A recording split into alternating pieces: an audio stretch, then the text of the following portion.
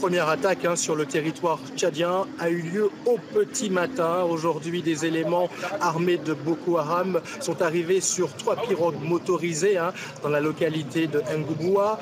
Alors, ils ont fait feu sur des pêcheurs qui se trouvaient à l'entrée de la ville.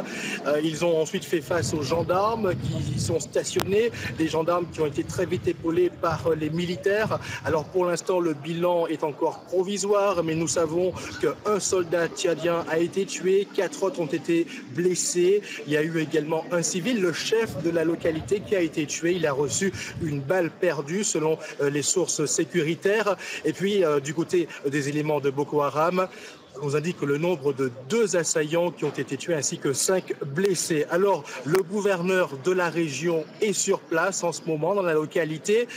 Le Tchad se savait menacé par Boko Haram dans cette région. Pourquoi? Tout simplement parce que Ngouboua se trouve à moins de 2 km de pirogue du Nigeria, du nord-est du Nigeria, où se trouve Boko Haram. Et puis, on sait également que des éléments de Boko Haram pourraient s'être infiltrés dans le camp qui se trouve juste en face, sur l'île d'en face, qui se trouve pas loin de Ngouboua, où il y a des réfugiés qui viennent du Nigeria voisin. Et là, Boko Haram pourrait être infiltré. Et puis surtout, Boko Haram veut répondre à cette offensive préventive lancée par le Tchad contre la secte. Ici, à N'Djamena, la population n'est pas inquiète, mais il est vrai qu'elle regarde de manière beaucoup plus attentive depuis ce matin les médias.